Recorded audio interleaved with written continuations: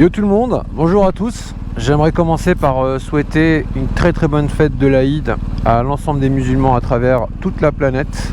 Voilà, vraiment on a vécu un mois de Ramadan magnifique. Premier mois de Ramadan pour mon fils, dont je suis très fier, qui a un peu plus de 16 ans. Et voilà, là je vais m'arrêter vite fait devant un ami, voir s'il est là. Mais bon, je sais pas, ça fait un petit moment que je l'ai pas vu. Mais déjà voilà, je voulais déjà vous souhaiter une très bonne fête de l'Aïd. Ah puis voilà, je me lasse pas de vous la montrer à nouveau. Voilà, elle est un peu sale, hein, dégueulasse. Dans le parking elle a pris pas mal de poussière. Mais voilà, elle est tellement belle. Magnifique. Moi je crois pas qu'il soit là, mon pote Chris là. J'ai pas vu non plus son 4x4 au parking. Bon bah tant pis. Allez hop, direction le boulot. On va se faire une petite balade tranquille et un petit bout de route avec vous. Bon, j'espère que vous allez bien, que vous avez passé un bon Ramadan en famille.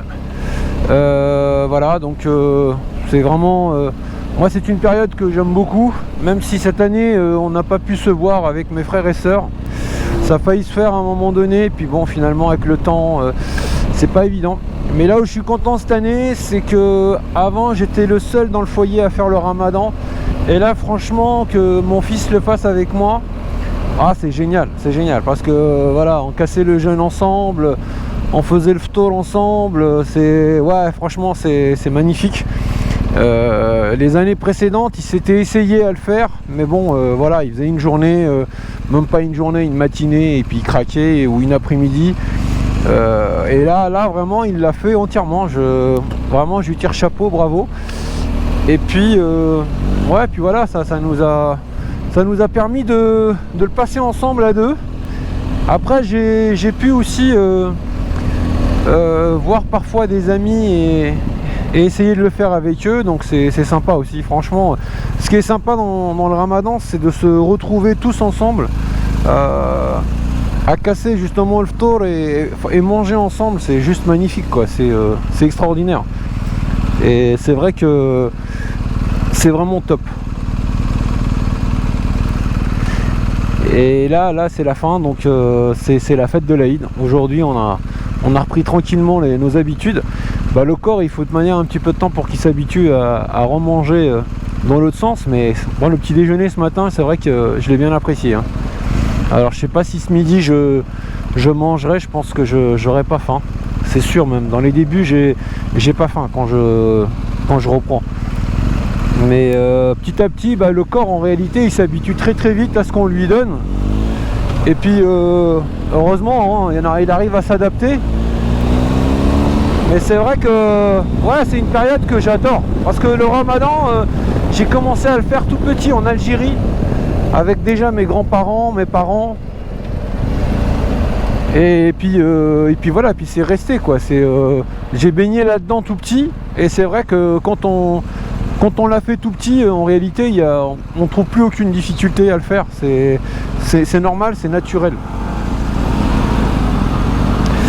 Ah, il y a vraiment de la circulation, hein. C'est wow, tous les matins quoi. C'est fou.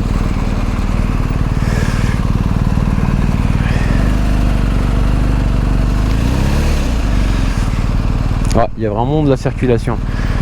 Voilà, bah écoutez, je voulais déjà profiter ça avec vous et puis vraiment souhaiter à ma famille de l'autre côté de la Méditerranée, que j'ai pas l'occasion de voir. Je les ai pas vus depuis 2015. Je pense que l'année prochaine je vais faire un voyage en Algérie. J'ai un ami, très bon ami de la famille, dont son père est d'origine algérienne, qui a été donc adopté et qui aimerait retrouver son père. Donc on commence justement à travailler là-dessus par rapport à son nom de famille, à essayer de retrouver la région et le village exact en Kabylie.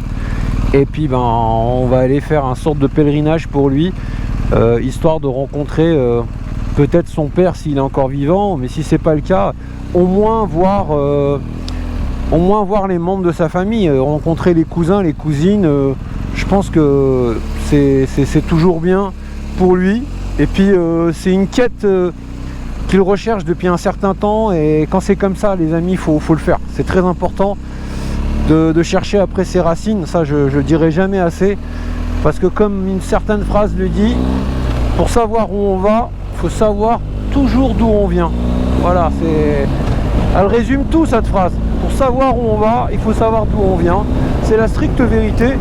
Donc c'est vrai que c'est important, et je sens que c'est important pour lui, parce que c'est un ami de la famille depuis déjà un certain nombre d'années, puisque ça fait 23 ans que je suis avec ma femme, et lui il est avec la sœur de ma femme depuis aussi un certain nombre d'années. Donc on se côtoie, on se voit au dîner de famille, et j'ai senti vraiment, comment dire, ouais, que ça lui tenait vraiment à cœur de le faire un jour. Et dans les débuts, ils m'ont parlé sans vraiment pas forcément la conviction de le faire. Je pense qu'au fond, je savais qu'un jour il le ferait, mais il en parlait tout simplement. Mais là, je sens qu'il est passé à une étape supérieure, où il a vraiment envie de retrouver son père, et où il a vécu, retrouver la famille de son père, et je trouve ça génial. Moi je trouve ça vraiment, et puis je le pousse de toute manière à le faire.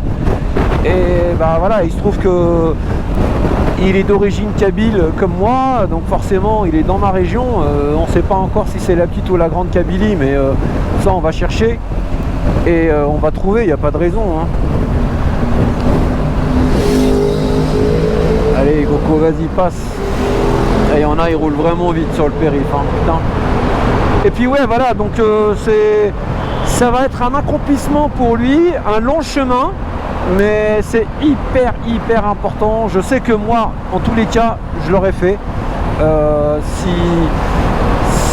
Si je connaissais pas mon père ou ma mère, je sais que j'aurais tout fait pour pouvoir être en quête de recherche et de les retrouver un jour, même si en les voyant, on sera pas, on peut être déçu, hein, parce qu'il y a plein de choses, hein. Déjà ça dépend de la conversation qu'on peut avoir avec eux une fois qu'on les a vus, mais au moins on est fixé. Voilà, on est fixé, on l'a fait et on passe à autre chose. Voilà. Et c'est pour ça que l'année prochaine on va s'organiser ça, Inch'Allah, comme on dit. Alors je sais pas si on va le faire en moto, parce qu'il est motard aussi. Lui il a une Harley, une grosse Harley routière. Après je sais pas, on va préparer ça, parce que bon, la conduite au bled en moto, c'est pas ça. Il faut vraiment qu'on fasse attention si on le fait en moto, parce que ça n'a rien à voir avec la France, quoi. Comme je vous disais, le code de la route, en réalité, une fois qu'ils ont leur permis en poche, il n'y a aucun respect du code de la route, quoi. C'est vraiment l'anarchie totale sur la route, et il faut faire hyper attention. Ils coupent les lignes blanches, ils s'arrêtent pas au stop. Enfin, c'est la concentration de la conduite que ça demande là-bas. Bon, moi j'ai toujours fait déjà en voiture, je peux vous dire que c'est déjà hard, mais en même temps il faut se transformer. C'est-à-dire, quand vous arrivez, quand vous descendez du bateau, eh ben vous mettez en mode blédard direct, en mode blédard, parce que si vous conduisez en mode européen, vous êtes mort dans le film, vous avancerez jamais. Moi j'avais vu une nana qui était sortie avec son Scénic, elle, la pauvre, je me suis dit, mais elle arrivera jamais chez elle, jamais, parce qu'elle conduisait comme elle conduisait en Europe, et c'est pas bon là-bas, malheureusement. Et il faut faire comme eux. Si on fait pas comme eux, eh ben on passe jamais. Alors je sais que c'est un peu dur ce que je dis, hein. Il faut forcer, et c'est malheureux, mais c'est comme ça. Mais bon, en tous les cas, on va voir si on va le faire, ou alors on le fera en voiture, parce que ça sera peut-être plus simple, et puis on verra. Mais bon, en tous les cas, l'année prochaine, Inch'Allah, on va partir à la recherche de son papa, et j'espère qu'il sera encore vivant. Et si c'est pas le cas, on rencontrera sa famille au moins. Voilà. Quand je suis très content de pouvoir le faire avec lui, et lui il avait absolument envie de le faire avec moi aussi, donc tant mieux. Voilà, tant mieux, c'est super. Voilà, bon voilà, on enquille l'autoroute A6. Je suis pas très loin du boulot. Je voulais vous faire une petite vidéo là-dessus. Alors, en tous les cas, je voulais avant tout vous souhaiter vraiment une excellente fête de l'Aïd en famille aujourd'hui. avec vos amis, votre famille, vos collègues de travail, enfin voilà, très très bonne fête. Saha Aidkoum, comme on dit, et puis Inch'Allah à la prochaine fois. Allez, à très bientôt, au revoir.